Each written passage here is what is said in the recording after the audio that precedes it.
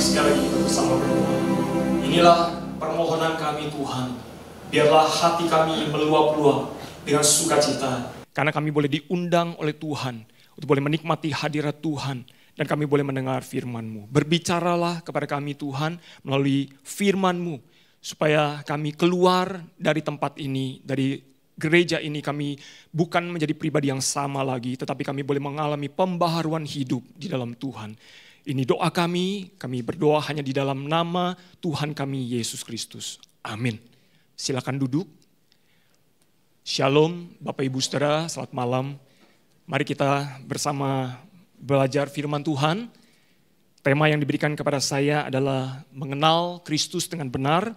Mari kita membuka di dalam Efesus pasal yang pertama, ayat yang ke-15 sampai ayatnya yang ke-23. Saya akan bacakan untuk kita semua, Efesus pasal yang pertama, ayat 15 sampai ayat yang ke-23.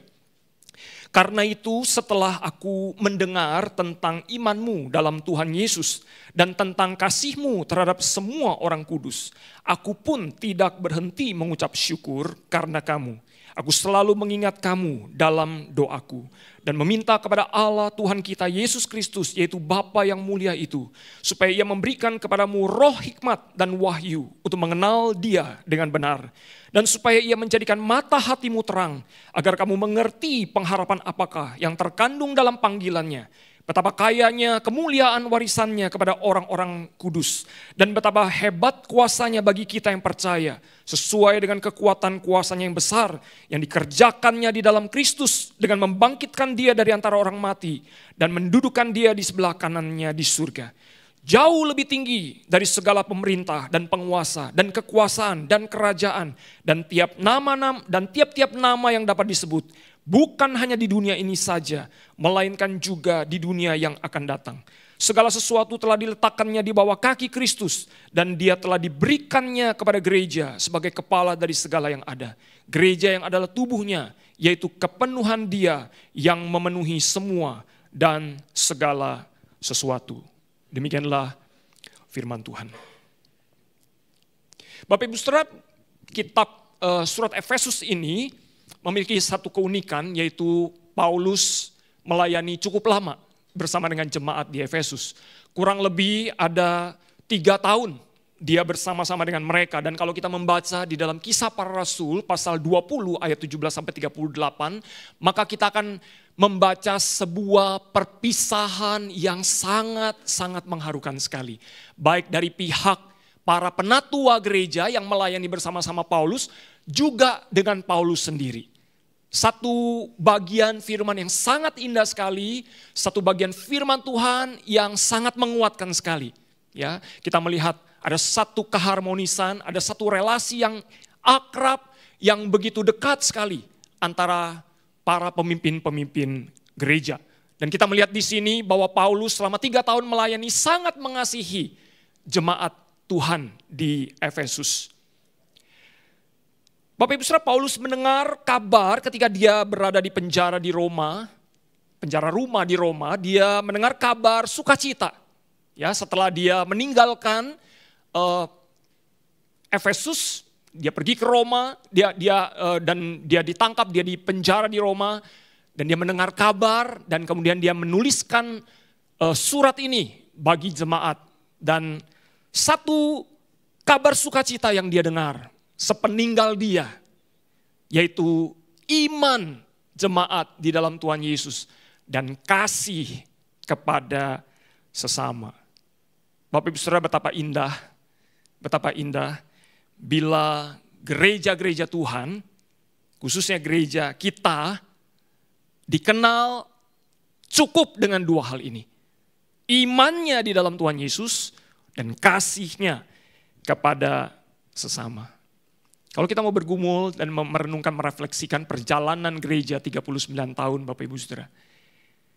Kira-kira kalau orang di luar mendengar tentang GKY Sunter, apa yang akan mereka bicarakan?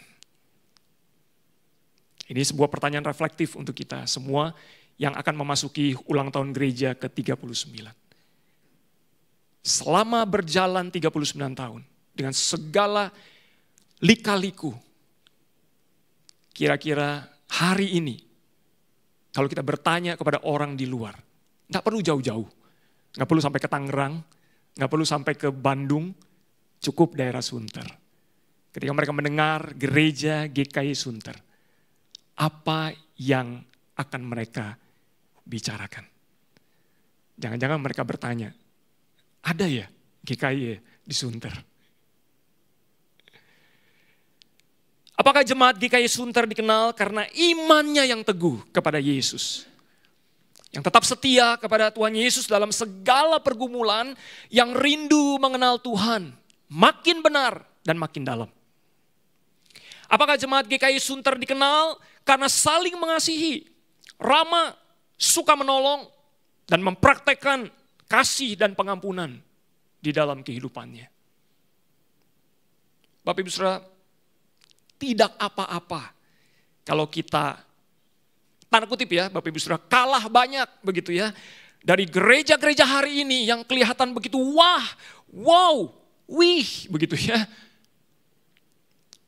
Gak apa-apa kita kalah banyak, kalah keren, asalkan kita tidak pernah kehilangan iman kepada Kristus dan kasih kepada sesama. Bapak Ibu Saudara, Paulus terus menaikkan doa bagi jemaat Efesus meskipun dia berada di dalam penjara. Dan Paulus melalui doanya yang kita bisa pelajari di sini mengajarkan kepada kita bahwa berdoa bagi diri sendiri lebih sedikit sebenarnya nggak apa-apa. Apa maksudnya Bapak Ibu Saudara? Kalau kita membaca dari bagian perikop ini, kita melihat Paulus tidak berdoa bagi dirinya. Kalaupun berdoa, kalau kita cari mungkin kalaupun ada, sedikit. Tapi yang dia doakan lebih banyak untuk gereja dan orang lain. Karena itu Paulus mengajarkan kita bahwa sebenarnya berdoa bagi diri sendiri lebih sedikit nggak apa-apa. Mengapa? Karena pada dasarnya Bapak Ibu Saudara kita percaya dengan iman bahwa Tuhan sudah tahu apa yang kita butuhkan. Tuhan tahu apa yang kita butuhkan. Dan kita tahu bahwa doa bukan soal semata-mata kita minta sama Tuhan. Tetapi doa adalah berbicara kita membangun sebuah relasi yang makin dalam dan makin intim dengan Tuhan. Bapak Ibu Saudara, relasi kita dengan Tuhan itu seperti relasi antara anak dengan orang tua. Anak itu Bapak Ibu Saudara kalau berbicara kepada kita itu kalau dia butuh sesuatu. Apalagi kalau dia sudah remaja. Ya, sudah besar. Padahal kita seringkali ingin banyak ngobrol dengan anak-anak kita. Kalau anak itu masih kecil, Bapak Ibu Saudara, pasti dia selalu mencari orang tuanya. Itulah hati seorang anak. Tetapi kalau dia makin bertambah dewasa, bertambah besar, makin susah diajak bicara. Betul atau betul ya, saya nggak tahu ya. Kayaknya kalau makin bertambah besar, makin susah diajak bicara.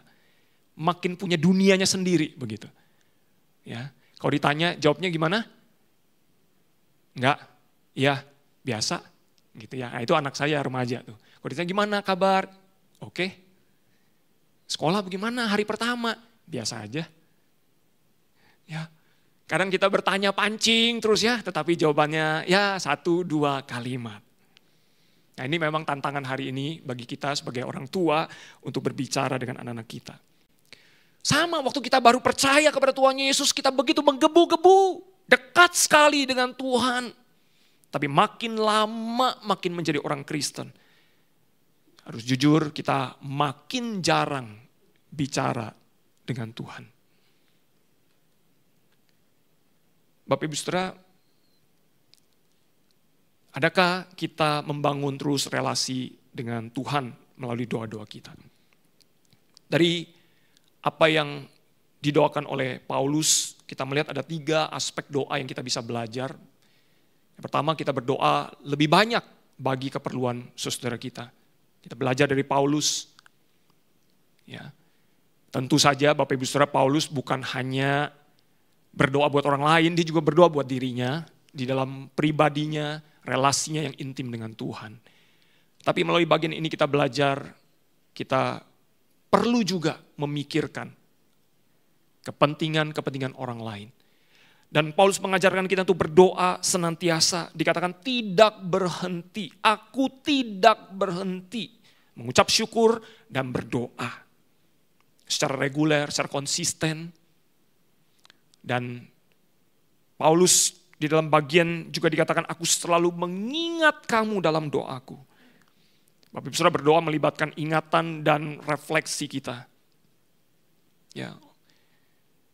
Kita belajar seperti Paulus, kita memikirkan juga kebutuhan dan kepentingan orang lain. Orang yang jarang berdoa untuk orang lain, Bapak Ibu Saudara, menunjukkan bahwa mereka jangan-jangan kurang peduli ya terhadap sesamanya. Dan kalau demikian, bagaimana mungkin kasih itu bisa nampak? Bapak Ibu, apa yang Paulus mohonkan kepada Allah setelah dia mendengar iman dan kasih mereka? Kita melihat pada bagian ini bahwa Paulus berdoa supaya jemaat semakin lagi mengenal Allah lebih dalam dan lebih baik. Itulah permohonan doa dia. Dan yang kedua, supaya mereka mengerti pengharapan dan warisan yang tersedia bagi kita. Dan yang ketiga, mereka mengalami kuasa yang begitu besar yang menyertai mereka sampai kepada akhir zaman. Jadi kalau kita perhatikan di sini Bapak Ibu Saudara, 3 poin ini yang Paulus mohonkan kepada Allah setelah mendengar iman dan kasih mereka. Mungkin kita bertanya-tanya ya, apa enggak ada ya pokok doa yang lain begitu daripada Paulus ya. Kita kayaknya kalau berdoa membandingkan dengan doa Paulus ini, kita bisa menjadi minder memang. Sepertinya kurang rohani begitu ya, mendoakan studi, pekerjaan, kesuksesan bisnis, pasangan hidup, kesehatan, keamanan begitu ya untuk orang-orang yang kita kasihi. Karena inilah yang Paulus minta kepada Tuhan terhadap orang-orang yang dia cintai di Efesus. Tapi kayaknya beda gitu dengan selama ini yang mungkin kita terus doakan. Bapak Ibu Saudara, apa yang seharusnya kita doakan bagi orang-orang yang kita cintai? Tentu sekali lagi tidak salah untuk kita berdoa agar kehidupan orang-orang yang kita kasihi terbebas dari kesulitan. Tidak salah. Tidak salah juga supaya mereka sukses secara finansial. Tidak salah juga kita berdoa bagi anak-anak kita supaya mereka berprestasi di sekolah. Supaya anak-anak kita mendapatkan pasangan hidup yang baik, yang mengasihi Tuhan.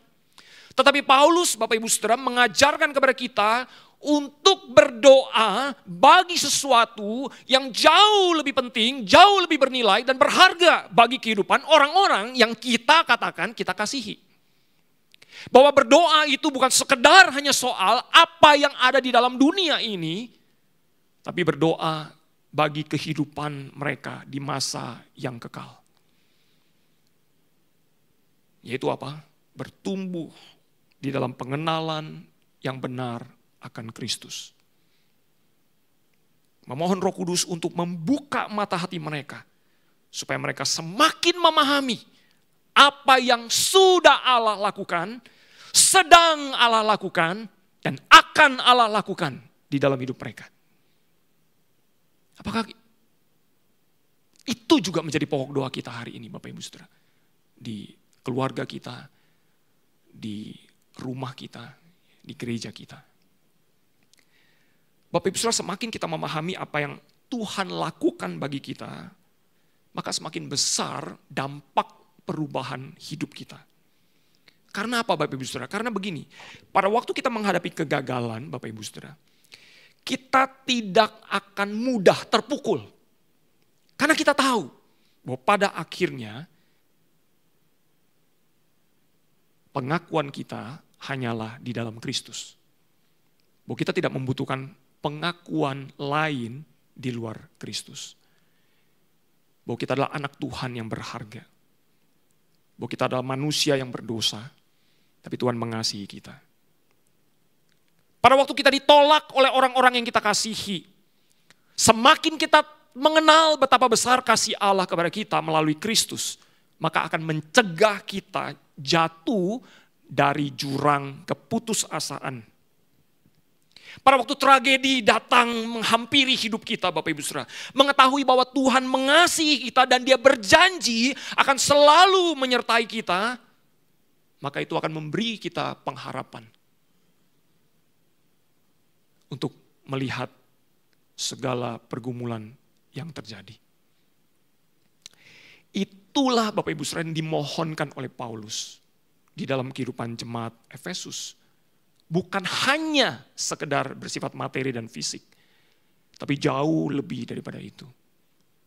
Yaitu mereka boleh memiliki iman yang semakin teguh di dalam Tuhan. Nah, yang pertama Bapak Ibu Saudara, kita akan melihat Paulus rindu mereka makin mengenal Allah lebih dalam dan lebih baik. Nah, pertanyaannya adalah bagaimana caranya? Bapak Ibu Saudara, bagian firman Tuhan Paulus berkata, tidak ada cara lain selain memohon karya Roh Kudus di dalam hidup mereka. Karena tidak ada pribadi yang paling mengenal pribadi Allah yang lain selain pribadi yang lainnya. Bapak Ibu Saudara, Roh Kudus di sini di bagian firman Tuhan ini disebut sebagai roh hikmat dan wahyu. Kita tahu bahwa kalau kita membaca dalam Efesus pasal yang ketiga ayat 4 dan kelima, Roh Kudus itu Bapak Ibu Saudara, dia membuka rahasia Kristus. Ya, saya akan bacakan ayat 4 dan 5. Apabila kamu membacanya, kamu dapat mengetahui pengertianku tentang rahasia Kristus yang pada zaman orang-orang dahulu tidak diberitahukan kepada anak manusia, tetapi sekarang dinyatakan di dalam roh kepada rasul-rasul dan nabi-nabinya yang kudus. Jadi kalau kita mau mengenal Kristus, tidak ada jalan lain selain kita memohon Roh Kudus menyingkapkan semua rahasia Kristus itu kepada kita.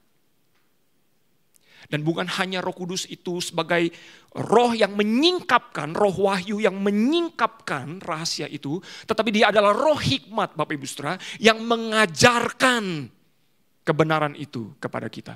Yang mengajarkan misteri yang terbuka itu, yang sudah tersingkap itu kepada kita. Sehingga kita bisa mengerti dan mengetahui rahasia itu.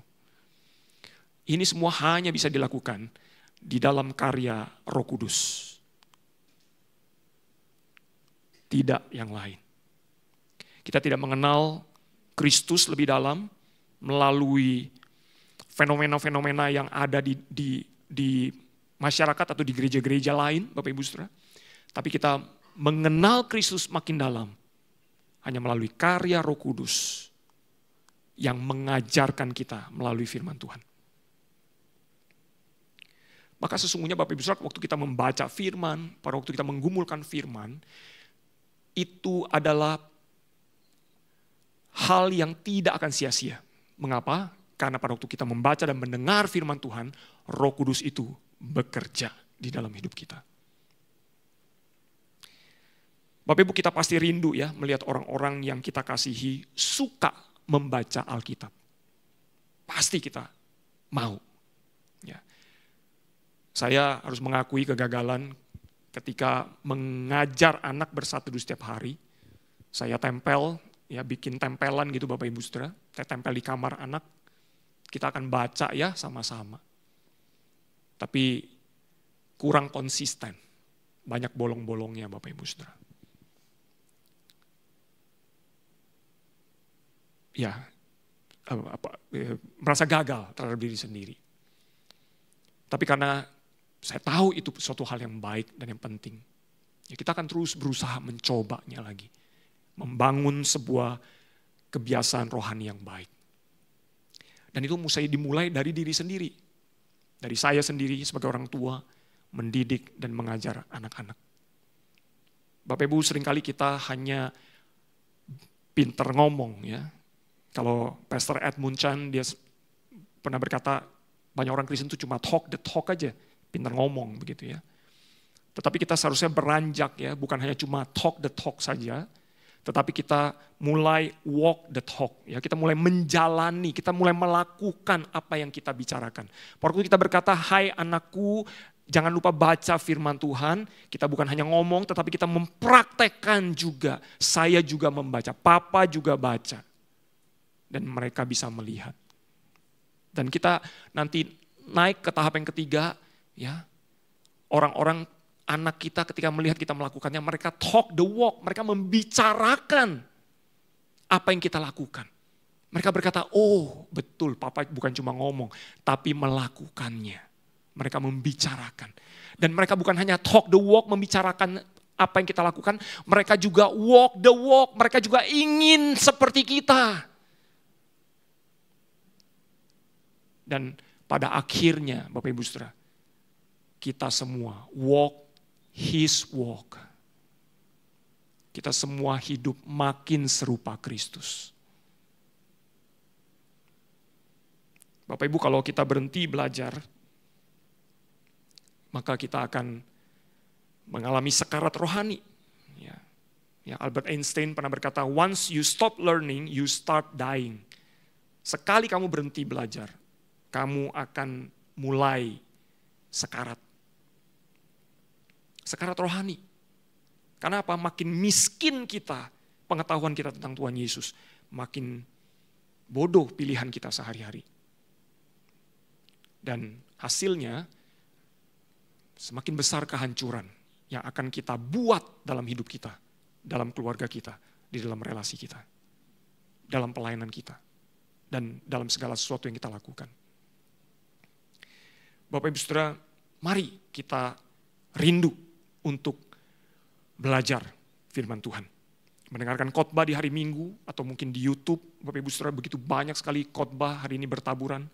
Kita rindu juga untuk memperlengkapi diri, membaca buku-buku Kristen yang baik. Kita bisa belajar bersama-sama, berdiskusi dalam kelompok-kelompok kecil kita. Sekali lagi Bapak Ibu Saudara, ini bukan sekedar masalah kita berhenti hanya kepada pengetahuan. Tapi kita mau minta Roh Kudus di dalam doa kita. Roh Kudus terus mengajar kita. Ya, sehingga terjadi pembaharuan hidup di dalam hati kita.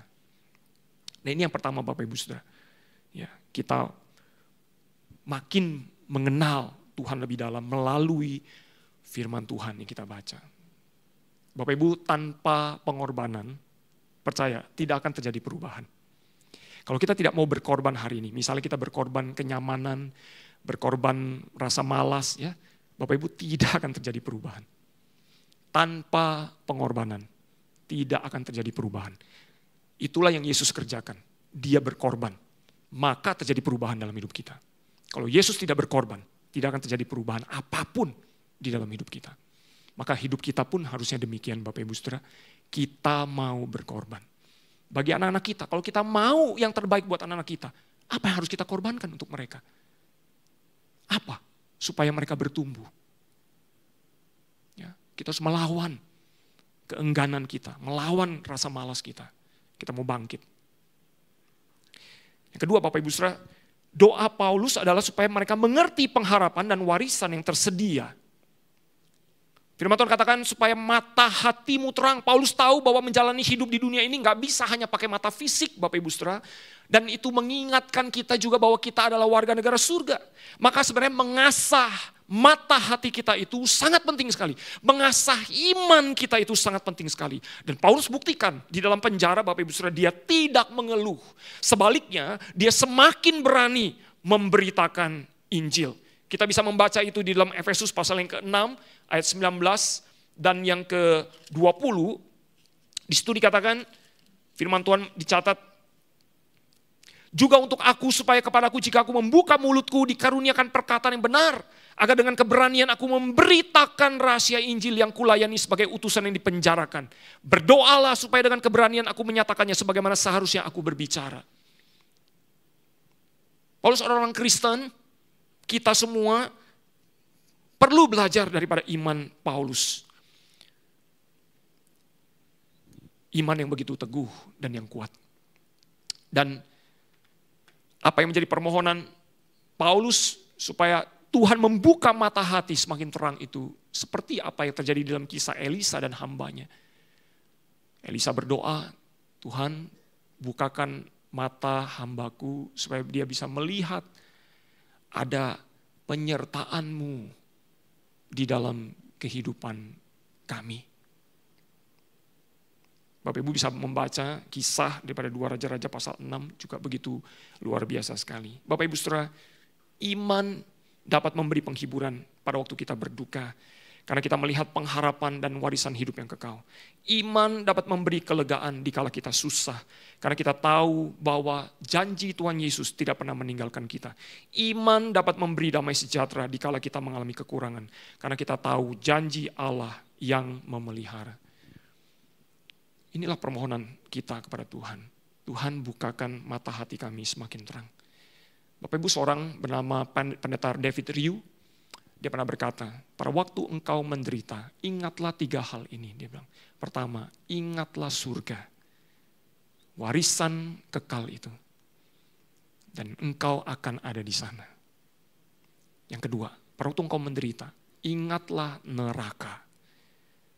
Seharusnya engkau ada di sana, tapi engkau tidak akan pergi ke sana. Pada waktu engkau menderita, yang ketiga, ingatlah salib Kristus. Karena hanya salib Kristus yang akan memastikan hal ini. Dengan mengingat 3 hal ini Bapak Ibu pada waktu kita menderita, kiranya penderitaan kita akan tampak semakin lebih ringan. Karena kita tahu suatu hari Tuhan, penderitaanku akan berlalu. Dan aku akan tinggal di surga bersama dengan engkau. Aku tidak akan masuk ke dalam neraka. Karena karya Kristus, karya salibmu yang memastikan. Yang ketiga, yang terakhir Bapak Ibu Saudara, Paulus berdoa supaya jemaat mengalami kuasa yang tak tertandingi besarnya yang menyertai sampai akhir zaman. Bapak Ibu, demonstrasi kekuatan dan kuasa Allah yang besar adalah di dalam kebangkitan Kristus. Itu demonstrasi kekuatan dan kuasa Allah yang besar. Tapi seringkali kita memahami kebangkitan Kristus itu begitu dahsyat.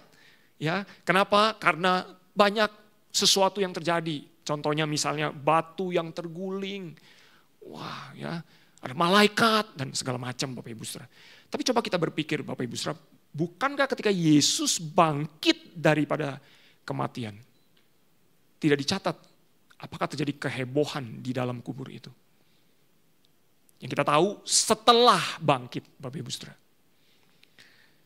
Bapak Ibu, yang ingin saya katakan adalah bahwa kuasa Tuhan, kuasa kebangkitan Tuhan, kekuatan Allah yang membangkitkan Kristus bukanlah kuasa yang menghasilkan demonstrasi yang besar. Inilah paradoksnya.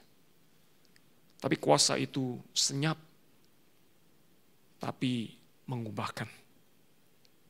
Kita terbiasa dengan hal-hal yang berbau sensasi, fenomenal, bombastis, spektakuler, amazing, macam-macam.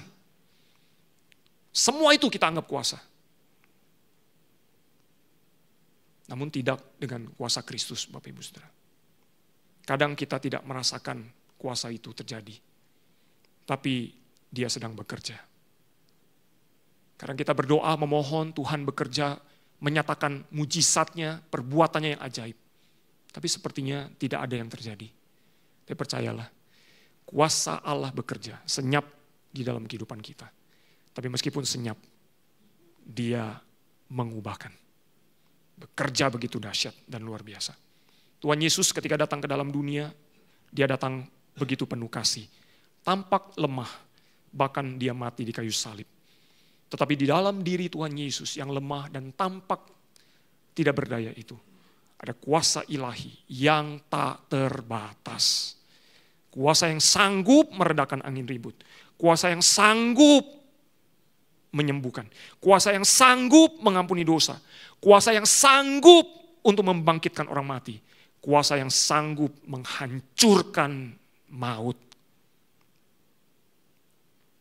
Dan bukankah itu yang seharusnya kita inginkan bekerja di dalam diri kita, Bapak Ibu Saudara? Kita menjadi pribadi-pribadi yang seringkali dianggap lemah, dianggap bodoh oleh dunia. Karena pengenalan kita akan Kristus.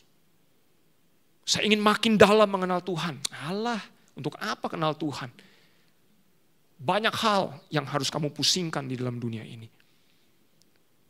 Tuhanmu juga tidak mendengarmu, Tuhanmu tidak peduli kepadamu.